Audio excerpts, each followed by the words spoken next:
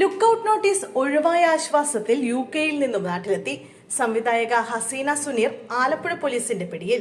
വസ്തുതകൾ മറച്ചുവെച്ച് പാസ്പോർട്ട് എടുത്ത് വിദേശത്തേക്ക് കടന്നു കളഞ്ഞ സിനിമാ പ്രവർത്തക നാട്ടിലെത്തിയപ്പോൾ അറസ്റ്റിൽ.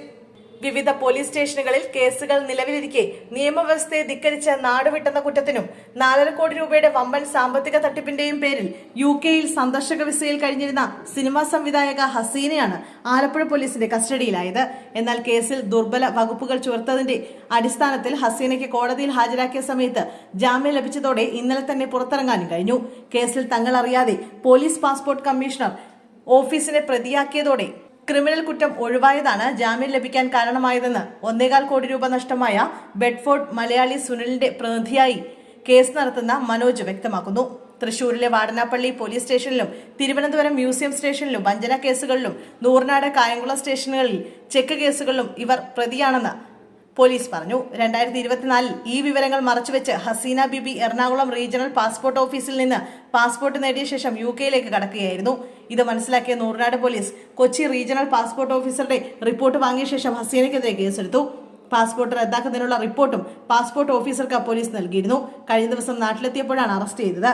പ്രകാശിന്റെ മെട്രോ എന്ന അധികം ആരും കാണാതെ പോയ സിനിമയുടെ സംവിധായികയാണ് ഹസീന അറിയപ്പെടുന്നതും സ്വയം പരിചയപ്പെടുത്തുന്നതും.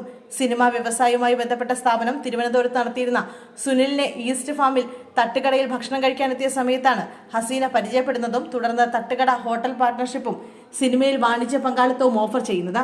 തുടർന്നാണ് തട്ടുകട ഉടമ ബിജു ഗോപിനാഥ് നിർദ്ദേശിച്ചതനുസരിച്ച് ഹസീന നൽകിയ തിരുവനന്തപുരം സ്വദേശിയുടെ അക്കൗണ്ടിലേക്ക് പല ഘട്ടങ്ങളിലായി സുനിൽ 1.25 കോടി രൂപ നൽകുന്നത്.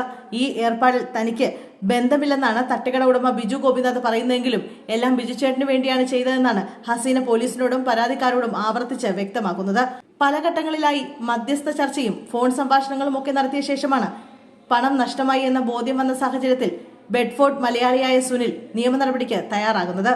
യുകെയിൽ നേഴ്സായ ഭാര്യയ്ക്കൊപ്പം കഴിയുവാനാണ് നാട്ടിലെ ബിസിനസ് അവസാനിപ്പിച്ച യുകെയിൽ ബിസിനസ് പങ്കാളിത്ത ലക്ഷ്യമിട്ട് സുനിൽ നിക്ഷേപം നടത്താൻ തയ്യാറായതെന്നാണ് ഹസീനയ്ക്കെതിരെയുള്ള പരാതിയിൽ സുനിലിന്റെ പ്രതിനിധി ബോധിപ്പിച്ചിരിക്കുന്നത്.